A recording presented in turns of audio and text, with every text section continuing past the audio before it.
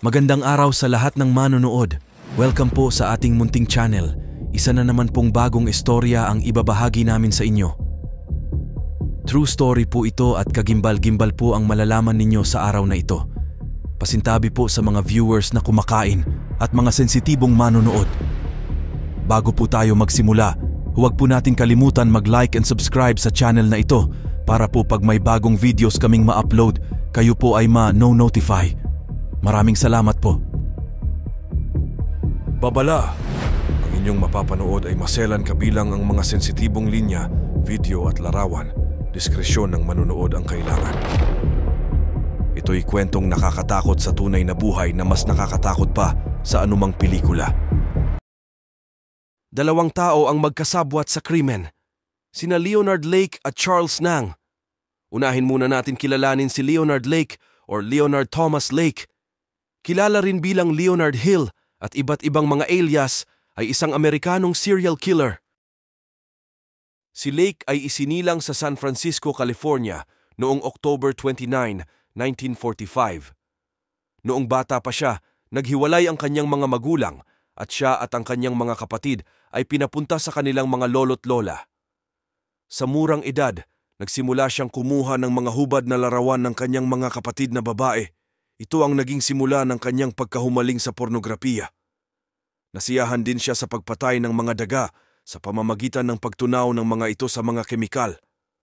Noong 1965, sa edad na 19, nag-enlist siya sa US Marine Corps at nagserbisyo sa Vietnam noong digmaan bilang isang radar operator. Sa kanyang unang paglilibot, siya ay naospital ng pagpapakita na nagsisimulang psychotic na reaksyon, ngunit ibinalik sa tungkulin pagkatapos ng maikling panahon. Noong 1971, nakalabas rin siya sa hospital na na-diagnose na may schizoid personality disorder. Lumipat siya sa San Jose, California at nag-aral sa San Jose University, ngunit huminto pagkaraan lamang ng isang semestre at sumali sa isang hippie commune. Sa panahong ito, nahumaling si Leonard Lake sa ideya ng isang pandaigdigang digmaang nuklear at nakabuo ng isang uri ng survivalist paranoia at kasama nito ang pagkahumaling sa mga baril. Di nagtagal, nakilala niya si Charles Nang. Si Lake ay bibida sa S&Amp Rem at mga amateur porn na pelikulang nauugnay sa pagkaalipin. Kilalanin naman natin ang kaibigan at kasabwat ni Leonard Lake na si Charles Nang. Ipinanganak si Charles Nang sa Hong Kong noong December 24, 1960. Ang kanyang ama, isang business executive, ay mahigpit at dinidisiplina siya sa pamamagitan ng pisikal na pang-aabuso. Mula sa murang edad, ipinakita niya ang pagkahumaling sa martial arts at fire setting at mayroon ding panghabambuhay na addiction sa pagnanakaw. Sa edad na 15, siya ay inaresto dahil sa shoplifting at ipinadala ng kanyang ama sa isang pribadong boarding school sa England sa pagtatangkang baguhin siya, kung saan siya ay pinatalsik dahil sa pagnanakaw sa kanyang mga kapwa-estudyante at pinabalik sa Hong Kong. Sa pagtanda, lumipat siya sa Estados Unidos at nag-enroll sa Notre Dame de Namur University sa Belmont, California, ngunit nag-drop out pagkatapos ng kanyang unang semester. Noong October 1979, siya ay inaresto kaugnay ng isang hit-and-run na aksidente at pinilit na magbayad para sa mga pinsala. Noong 1980, nagsinungaling siya tungkol sa kanyang nasyonalidad at sumali sa USMC. Siya ay pinalayas ng walang karangalan pagkatapos ng wala pang isang taon dahil sa pagnanakaw ng mga automatikong armas na nagkakahalaga ng $11,000 mula sa imbakan ng baril ng base ng Marine Corps sa Kaneohe Bay, Hawaii. Kahit na sinentensiyahan ng 14 na taon, nakatakas siya at nagpunta sa California kung saan nakilala niya si Leonard Lake. Bagamat sinasabi ng ilang source na nagkakilala sila noong nag-post si Lake ng ad sa isang survivalist magazine. Matapos makilala si Lake, lumipat siya sa kanyang rancho.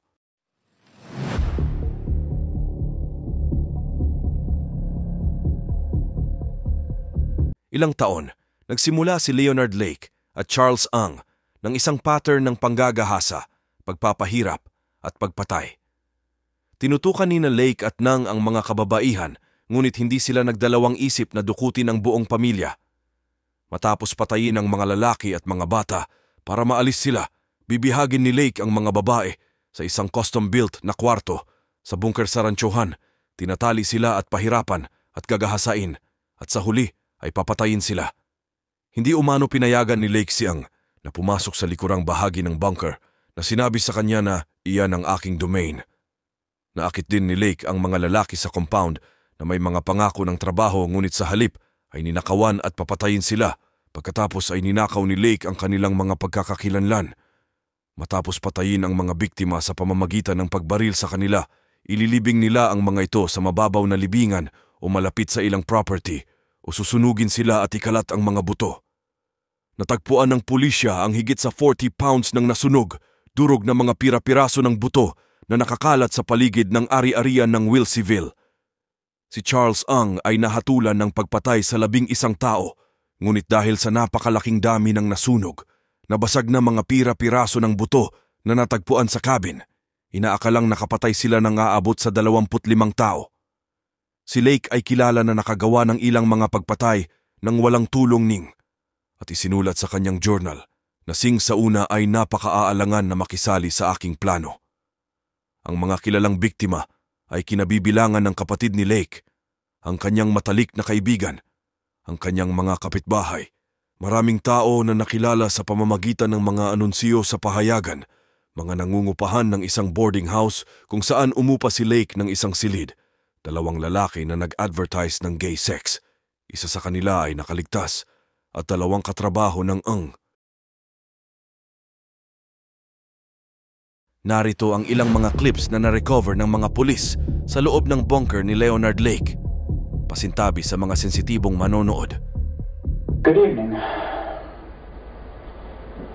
It's a Sunday in October. 22nd, 23rd, something like that. Very close to my 38th birthday. And I'm starting this tape without script or without any real organization of what I want to say.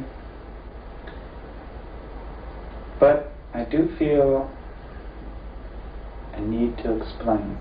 What I want is an off-the-shelf sex partner. I want to be able to use a woman whenever and however I want. And when I'm tired or bored or not interested, I simply want to put her away, lock her up in a little room, get her out of my sight, out of my life. Slave, there's no way around it. Primarily a sexual slave, but nonetheless a physical slave as well. And I believe that if I can construct a holding cell, a place where I can put such a woman, a facility that is so stark and so empty, so cold, so quiet, so totally removed from the world, that I can quickly condition a young woman to cooperate with me fully. If you go along with this, cooperate with this, we'll be as nice as we can to you within the limits of keeping you prisoner. If you don't go along with this, we'll probably take you into the bed, tie you down, rape you, shoot you, and bury you. So, my lady, time's up. Make your choice. But I want to be available. Tell me what to hear. While you're here, we'll keep you busy. You'll wash for us, you'll clean for us, cook for us, you'll cook for us. That's your... If it ever arises again, if there's any circumstance whatsoever that leads me to think that you're even attempting to make noise, it's immaterial as to whether I hear you or anyone else hears you. You will be whipped very severely. And tell me you understand. I understand. I'm having a little war within myself between what I want to do and what we might call is the decent thing to do. And for the moment, the decent thing to do is winning. So, rest. Okay, I just want you to know that I'm giving this stuff to you under protest. Not that you'd care, mind you.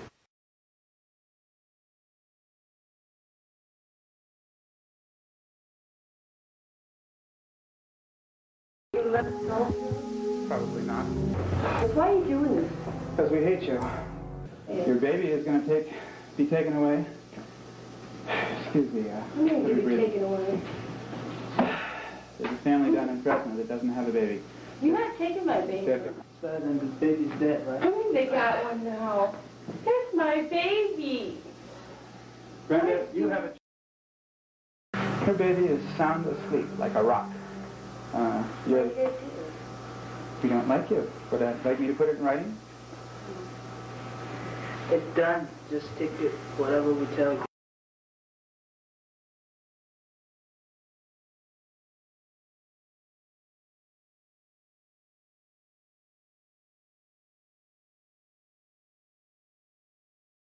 Your way. Don't cut this bra.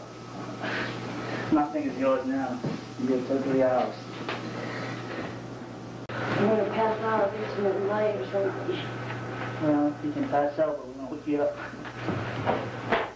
Brenda, I have a lot of animosity against you, and I would just as soon start you out with a nice firm whipping right now to make you believe how serious we are.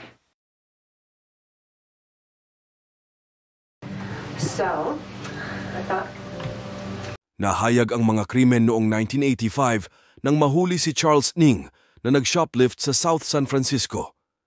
Habang nasa kustodiya, binaril ni Ng ang isang security guard at tumakas na humantong sa isang manhunt. Hindi nagtagal ay inaresto si Leonard Lake, ngunit namatay siya sa pamamagitan ng pagpapakamatay sa kanyang selda sa kulungan sa pamamagitan ng paglunok ng cyanide capsule. Nagawa ni Charles Ng naiwasan ang pagpapatupad ng batas sa loob ng ilang taon na hindi nahuli sa Estados Unidos at iba pang mga bansa. Sa huli ay nahuli siya sa Canada noong 2003 at na-extradite sa Estados Unidos. Nilitis si Ang at hinatulan ng maraming bilang ng pagpatay at hinatulan ng kamatayan. Itinampok ng kaso ang kalupitan at kasamaan ng kanilang mga aksyon at nananatiling isa sa mga pinakakilalang kaso ng kriminal sa kasaysayan ng California. Maraming salamat sa panonood.